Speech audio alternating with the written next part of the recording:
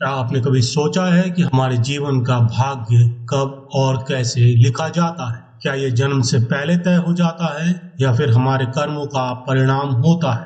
गरुड़ पुराण जैसे प्राचीन शास्त्रों में इस प्रश्न का गहरा और रहस्यमय उत्तर छिपा है। इसमें बताया गया है कि जन्म से पहले आत्मा के कर्मों के आधार पर उसके भविष्य का निर्धारण होता है। आज हम जानेंगे कि गरुड़ पुराण के अनुसार मनुष्य का भाग्य कब और कैसे लिखा जाता है और इसके पीछे कौन सी दिव्य शक्तियां काम करती हैं। गरुड़ पुराण, जो विष्णु भगवान और उनके वाहन गरुड़ के संवाद पर आधारित है, इसमें मृत्यु, आत्मा और पुनर्जन्म के रहस्यों का विस्तृत वर्णन किया गया है। इस पुराण में कहा गया है कि मनुष्य का भाग्य जन्म से पहले ही लिख दिया जाता है। जब एक आत्मा इस संसार में जन्म लेने की तैयारी कर रही होती है, तब उसके पूर्व जन्मों के कर्मों का आकलन किया जाता है। ये कर्म न केवल पिछले जीवन के कार्य होते हैं, बल्कि आत्मा के कुल संस्कार और उसके संचित पुण्य वे पापों का भी हिस्सा होते हैं। गरुड़ पुराण के अनुसार जब आत्मा अपने अगले जीवन की ओर अग्रसर होती है, तब यमलोक में चित्रगुप्त नामक देवता उसका पूरा लेखा जोखा रखते हैं। चित्रगुप्त वे देवता हैं जो हर आत्मा के कर्मों का लेखा तैयार करते हैं और ये तय करते हैं कि आत्मा को अगले जीवन में कौन सा भाग्य प्राप्त होगा।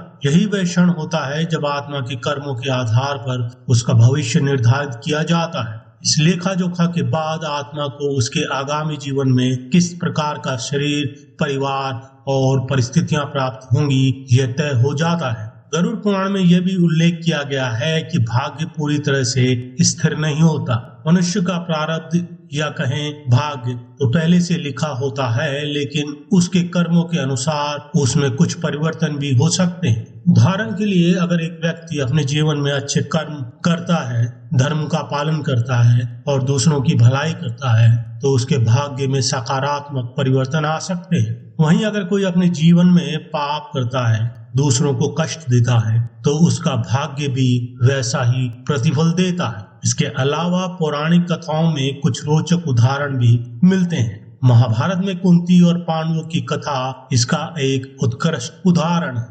पांडवों का प्रारब्ध या कहें कि भाग्य अत्यंत कठिन था, फिर भी उनके धर्म और सत्कर्मों से उन्हें महायुद्ध महाभारत में विजय दिलाई।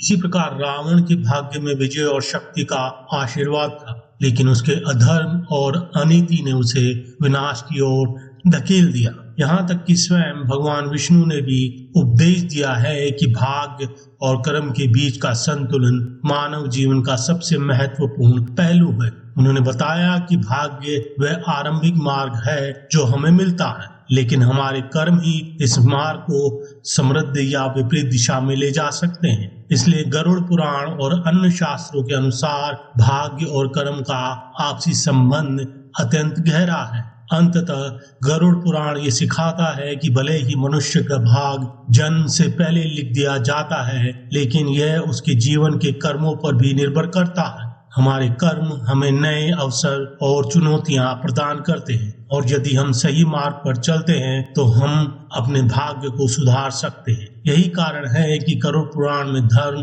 और कर्म का विशेष महत्व बताया गया है। तो याद रखें, हमारे पास अपने कर्मों से अपने भविष्य को बेहतर बनाने की शक्ति हमेशा होती है। तो मित्रों, यह थी गरुड़ पुराण के अनुसार भाग्य और कर्म की अद्भुत कथा। यदि आपको ये वीडियो अच्छा लगा तो इसे लाइक करें, चैनल को सब्सक्राइब करें और इस ज्ञान को अधिक से अधिक लोगों तक पहुंचाएं। हमें कमेंट में जरूर बताएं कि आप किस तरह की पौराणिक कहानियों और रहस्यों के बारे में जानना चाहते हैं। धन्यवाद।